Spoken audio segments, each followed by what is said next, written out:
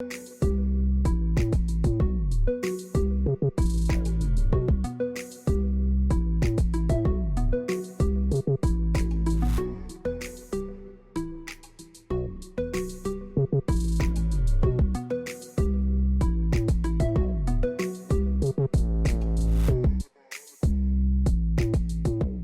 Wednesday, April 3. Here's what's making the news today. President David Granger has indicated via the Ministry of the Presidency that while he has accepted the resignation of the 4 coalition government members of Parliament, their resignations will not take effect immediately. A release from the ministry explained that there are several processes which must be applied before the resignations can take effect. The head of state made it clear that the replacement of MPs can be done only when they submit their letters of resignation to the Speaker of the National Assembly, as is prescribed by the Article 156(1)(a) of the Constitution, which states, "A member of the National Assembly shall vacate his or her seat therein if he or she resigns it by writing under his or her own hand addressed to the Speaker, or if the office of the Speaker is vacant or the Speaker is absent from Guyana, to the Deputy Speaker." The President reminded that the nomination of new members can be done only after the extraction of names from the national top-up list is approved by the Ghana Elections Commission (GECOM). As such, the 4 ministers, Carl Greenidge, Joseph Harmon, Dominic Gaskin, and Dr. Rupert Roopnarine, will remain ministers until the processes are completed. The President, however, has not approved replacements at this time. The full press statement can be read on our website and social media platforms. The coalition government is working to enhance road safety in many areas throughout the country that may be hazardous. Parts of Providence and Diamond are the new areas to benefit from sidewalk projects. The Ministry of Public Infrastructure is on the verge of completing sidewalks in both Providence and Diamond. Engineer Carissa Goodings gives us an overview of those projects. This project commenced in December, early part of December, and the cost of the project is approximately 23 million. Goodings highlighted those that will benefit from the soon-to-be completed sidewalk. We're catering for massive staff, we're catering for the students at Texas and their staff, the university, and Qualfund.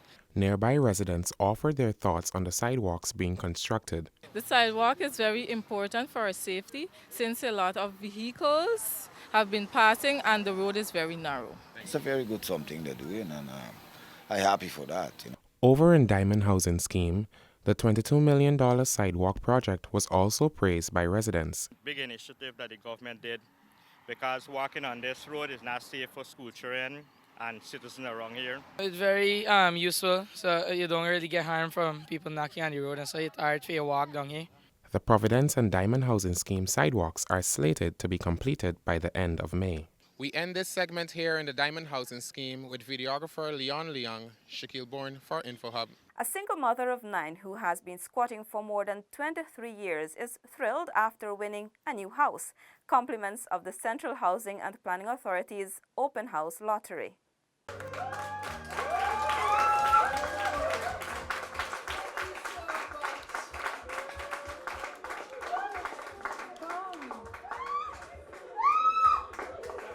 I was so happy, I screamed in the mall.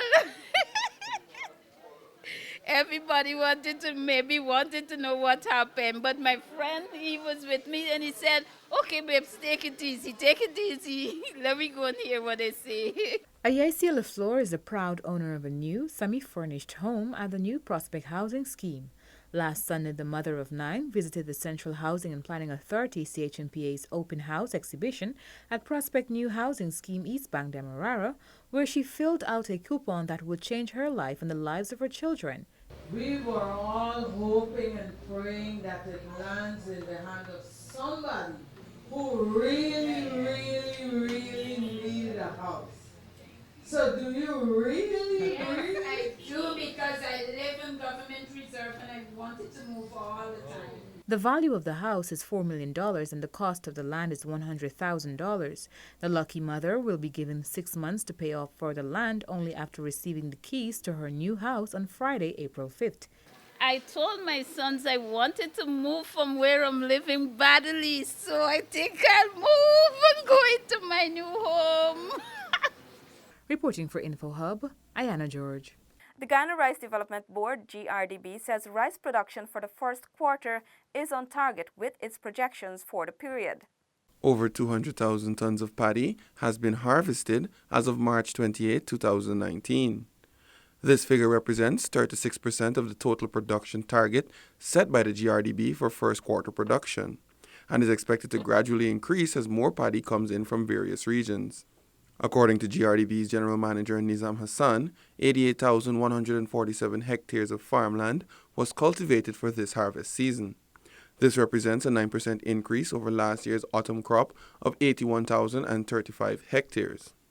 This increase in production is owed to the increase in farmland cultivated, as well as farmers adhering to advice from extension officers to achieve maximum production. Meanwhile, farmers in Cato Region 8 may soon be able to contribute to the country's overall production, as recent initiatives from the FAO, GLDA, and NARE have led to the village now being able to produce its own rice. So far, we've planted about 3 different types of rice varieties, and it is very, very good. It is doing excellent in our community right now.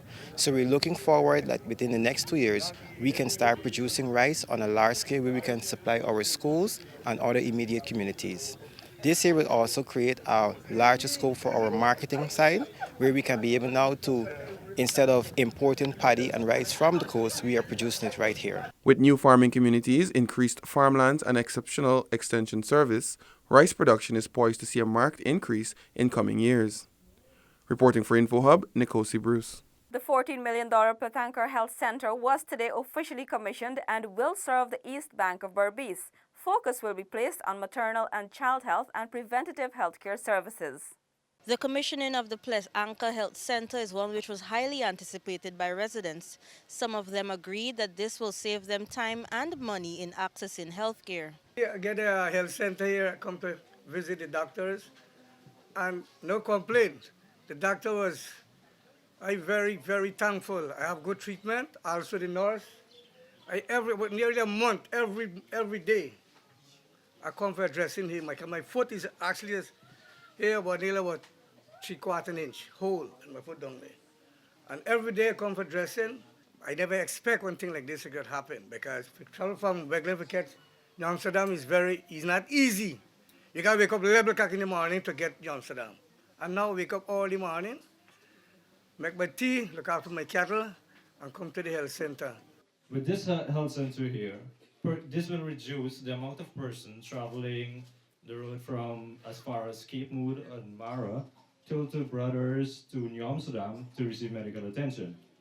And I'm sure that the government has looked into the situation, see that we are in need of a health center, and today this is the result. We have a health center, it's functional. Both senior and junior ministers of public health visited the East Bank Berbice community to commission the facility. This health center will serve a catchment area of approximately 800 persons. Our President, His Excellency David Arthur Granger, has promised the people of Guyana, and I repeat, the people of Guyana, a good life. He also indicated last May at the Ministry of Public Health's first ever exhibition that Guyanese must not have to go more than 5 kilometers to access a health facility. And so him giving us that mandate expects that the Ministry of Public Health, the leadership, will ensure that for all of our communities that we hold true not only to the calling of His Excellency, but also the vision of the Ministry of Public Health. The Director of Health Services in the region, Jevon Stephen, noted that the center is located approximately 18 miles from the town of New Amsterdam. It is equipped to provide requisite primary health care services to persons in Platanker and the surrounding communities. From the Platanker Health Center on the east bank of Berbice with videographer Anil Silal, I am Delicia Haynes for InfoHub. Still to come, GRA launches several tax sites. And Basic Needs Trust changing the lives of Guyanese in most vulnerable areas. The details of these and other stories when we return. Are you ready to embark on a truly epic adventure to an undiscovered corner of South America, where some of the most spectacular natural attractions are unveiled within a beautifully diverse landscape? From the wetlands and savannas to the ancient mountains, magnificent waterways and lush enriching rainforest would provide a vast playground for some of the most exotic and breathtaking creatures on the planet, including many of the world's giant species. This untouched land of mystery and wonder serves up an exclusive experience for travelers. So are you ready for a new, awe-inspiring adventure? Welcome back to nature. Welcome to Guyana.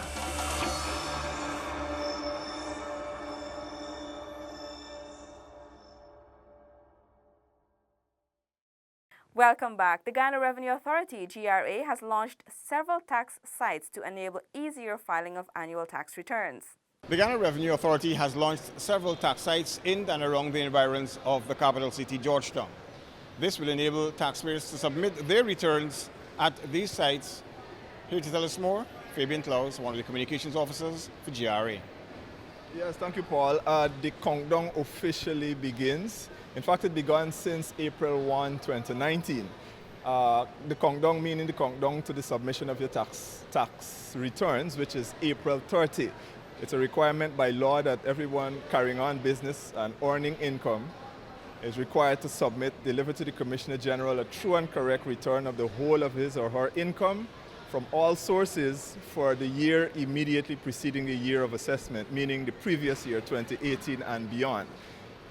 You are to do so for the whole of your income from all sources, meaning the primary source of income. If you have a side hustle, you're required to declare that income.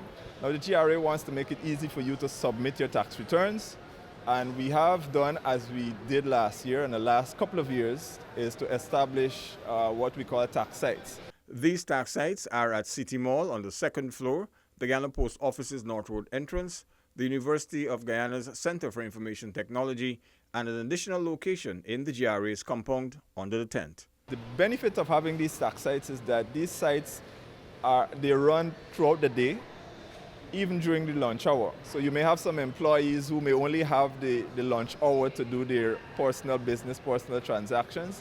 You can come in at these locations and drop in your tax returns. So there you heard it from Fabian Klaus, one of the communications officers at the GRA. For InfoHub, Paul McAdam saying, don't forget to pay your taxes. The ninth cycle of the Basic Needs Trust Fund in Guyana will see a host of programs being executed to raise the standards of living in the country's most vulnerable areas. The Basic Needs Trust Fund has been changing the lives of Guyanese living in the most vulnerable situations.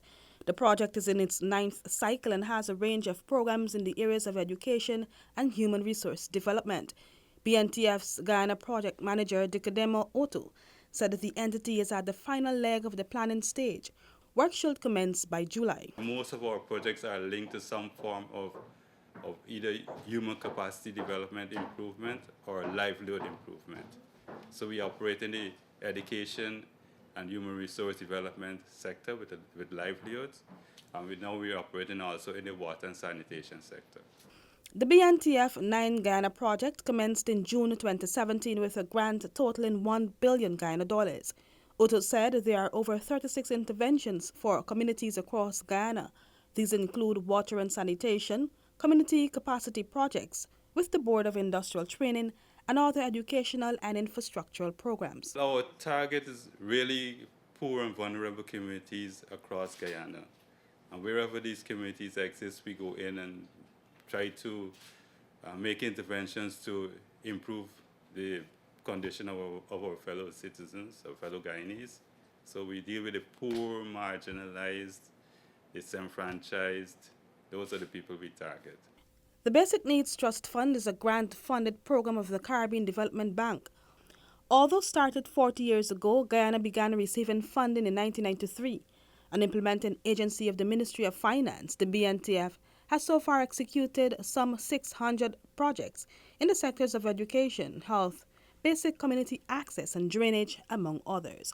Reporting for InfoHub, Alexis Rodney. That's all for this evening. Connect with us on WhatsApp, like and subscribe to our Facebook page for notifications, and subscribe to our website for more stories. You can also follow us on Instagram for updates. Your bridge and weather reports are up next. Goodbye.